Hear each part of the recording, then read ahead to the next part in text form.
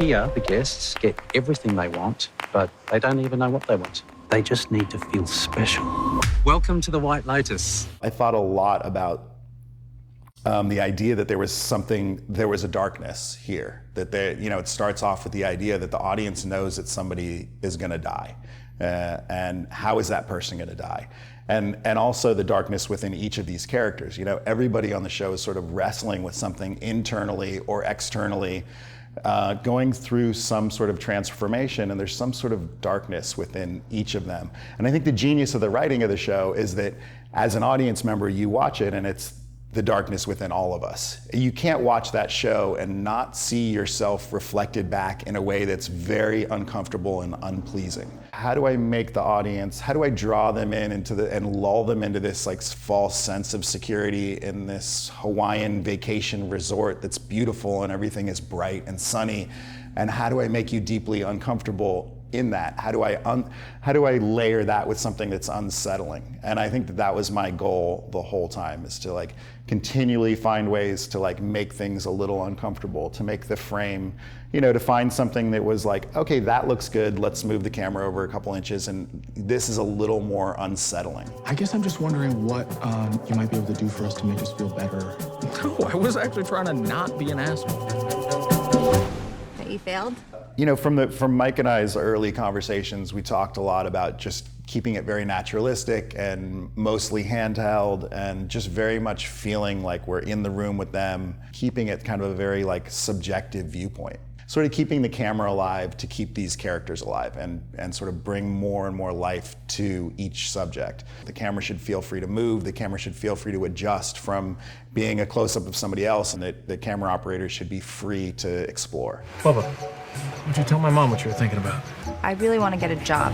No, why would you do that? I like a strong character in the lens. I sort of think, between the very clean censor and the actors in front of me, I like to have a layer. Rather than use really heavy diffusion, I would prefer to have something that has some inherent qualities around it. Some softness around the edges works sometimes, and sometimes you don't want it soft around the edges. If you're going to be doing a lot of two shots, you need it sharp on both sides. For example, on the White Lotus, I used 3 different sets of lenses. I used Baltars, not super Baltars, but the original Baltars. I used super speeds, which is something that I've shot with a lot, and then I used cooked S4s. So, to break it down sort of unromantically, the Baltars were great for a day exterior that was kind of sunny, where I really needed something that had a lot of character to take the edge off of things that were around, that all of that sharpness of that daytime exterior where things were sort of overlit.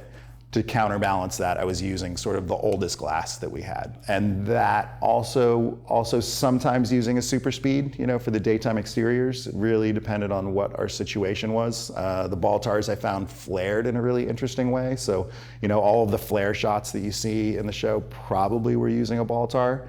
I think it was the 25 in particular had a really interesting way of flaring. And then the super speeds were great for, a lot of the medium close-ups. A lot of those medium close-ups and close-up work was the super speeds, and particularly when I wanted a little bit more fall off.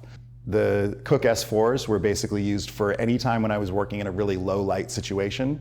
To have that little bit of sharpness actually helps when you're working in a very muted color palette. There's no edge light, there's nothing sort of distinct about it. If you use an older lens, it's a little mushy, and you're shooting with light that's a little mushy, then you end up with a little too much mush. So it's it's a little mathematical of an approach, but I find that it works as long as you're willing to let go. And sometimes I'll say, no, I actually want to use the S4s for this scene, or I want to use the Baltars for the scene. It's not a mathematical equation. There's a little bit of juju that goes into it. Be happy, Rachel.